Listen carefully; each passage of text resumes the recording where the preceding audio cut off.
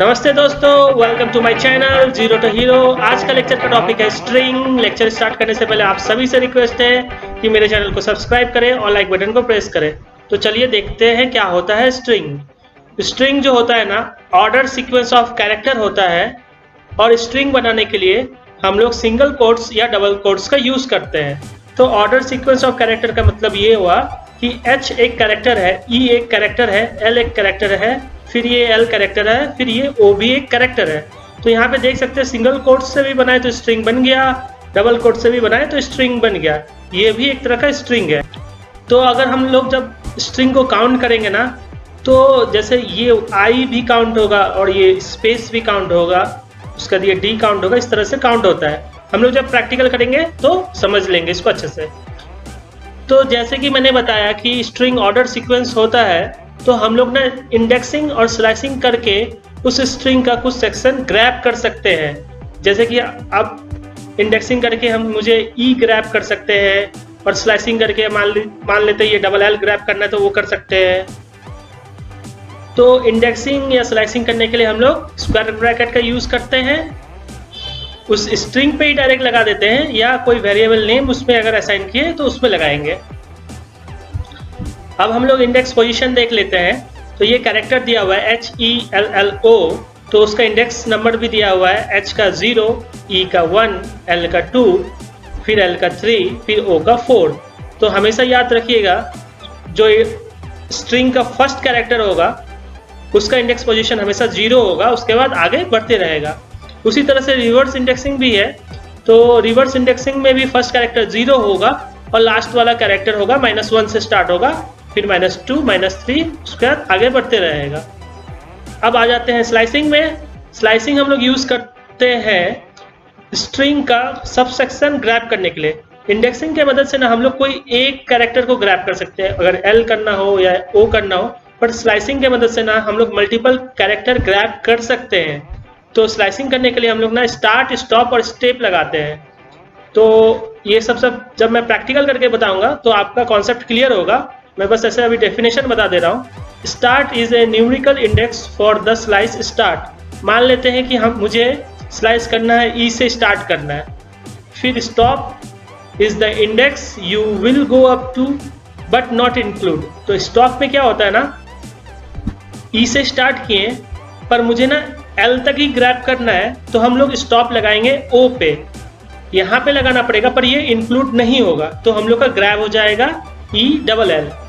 और स्टेप जो होता है ना कि मुझे कितने स्टेप पे ग्रैब करना है, जैसे कि अगर मान लेते H ग्रैब करना है, L ग्रैब करना है, फिर O ग्रैब करना है, एक एक छोड़ के, तो हम लोग स्टेप 2 लगाएंगे। ये सारा कॉन्सेप्ट अभी समझ में आ जाएगा जब मैं प्रैक्टिकल करके बताऊंगा। चलिए हम लोग जुपिटर नोटबुक में ये सारा कॉन्सेप्ट क्लियर करते हैं। ये मैंने जुपिटर नोटबुक ओपन कर लिया है। तो एक स्ट्रिंग बनाते हैं सिंगल कोट्स से, हेलो, तो ये भी आउटपुट दे दिया। अब डबल कोट्स से बना के देखते हैं इंडिया, तो ये भी आउटपुट दे रहा है। तो हम लोग एक फ्रेज भी बना सकते हैं, दिस इज अ स्ट्रिंग, तो ये भी हो रहा है। तो हम लोग अब स्ट्रिंग का लेंथ भी काउंट कर सकते हैं len फंक्शन से। तो len, ये देखिए हाईलाइट हो गया, एक फंक्शन है, कोई भी चीज़ का लेंथ बताता है। तो अगर हम लोग सिर्फ हेलो लिखेंगे तो हेलो में कितना कैरेक्टर है वो बता दिया, 5, HELLO। एक और स्ट्रिंग का लेंथ काउंट कर लेते हैं, len I स्पेस m, यहाँ पे देख सकते हैं 4, पर यहाँ पे कैरेक्टर क्या कितने हैं, 3 हैं, I 1 2 3, पर ये 4 इसलिए दिया क्योंकि स्ट्रिंग में ना स्पेस भी काउंट होता है। हम लोग ना डबल और मल्टीपल कोट्स भी यूज कर सकते हैं कि स्ट्रिंग में। तो एक एग्जांपल देख लेते हैं, I am on a hurry। तो यहाँ पे देख सकते हैं मल्टीपल कोट्स यूज हुआ है, पर अब जब मैं इसे रन करूँगा तो एरर आएगा क्योंकि पाइथन कंफ्यूज हो गया कि ये भी एक स्ट्रिंग है तो ये फिर क्या है। तो मल्टीपल कोट्स यूज़ करने के लिए हम लोग को बाहर में डबल कोट्स लगा देंगे तो कोई दिक्कत नहीं पाइथन में। ये देखिए ये रन हो गया, ये जो एक अंदर में कोट्स लगाए थे वो भी आउटपुट में दे दिया। हम लोग ना प्रिंट फंक्शन भी यूज कर सकते हैं स्ट्रिंग में। तो यहाँ पे प्रिंट, ये देखिए एक फंक्शन है, फिर कोट्स के अंदर जो भी स्ट्रिंग लिखेंगे वो प्रिंट कर देगा। ये देखिए प्रिंट हो गया। उसी तरह से एक और देख लेते हैं एग्जाम्पल, हेलो वर्ल्ड 1, उसके नीचे और एक लिख देता हूं, हेलो वर्ल्ड 2। अब जब मैं इसे रन करूंगा ना तो ये आउटपुट जो दिया वो बस नीचे वाले स्ट्रिंग का दिया, ऊपर वाले का नहीं दिया। अब दोनों का आउटपुट चाहिए होगा या दोनों का वैल्यू आपको अगर चाहिए होगा तो सामने प्रिंट लगा देंगे तो वो ले लेगा।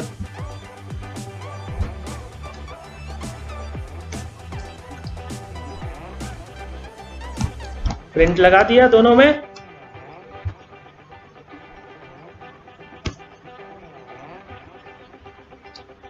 अब मैं इसे रन करूंगा तो दोनों प्रिंट हो जाएगा। उसी तरह से प्रिंट के अंदर एस्केप सीक्वेंस भी होता है। एक एग्जांपल देख लीजिए, प्रिंट हेलो इंडिया, बस इतना प्रिंट करेंगे तो वो ऐसा प्रिंट होगा। जब प्रिंट करते हैं ना तो वो आउटपुट नहीं देता है, क्योंकि बाकी सब में देखिए आउटपुट दे रहा है, क्योंकि प्रिंट जो है ना रिजल्ट को ही प्रिंट कर देता है, इसलिए आउटपुट ये नहीं देता है। तो अभी हेलो इंडिया मैंने प्रिंट किया तो देखिए सिर्फ हेलो इंडिया दिया। तो एस्केप सीक्वेंस यूज करते हैं, ये \n लगाएंगे, उसका फिर प्रिंट करेंगे तो \n का मतलब हो जाता है न्यू लाइन। तो ये देखिए नया लाइन पे आ गया। तो \/ के बाद n लगाएंगे तो पाइथन समझ जाता है कि ये एस्केप सीक्वेंस है, n को इंक्लूड नहीं करना है। तो अब देखते हैं रन करके क्या होता है। तो ये देखिए अच्छे से अलाइन हो गया। उसी तरह से एक और है escape sequence T for tab space.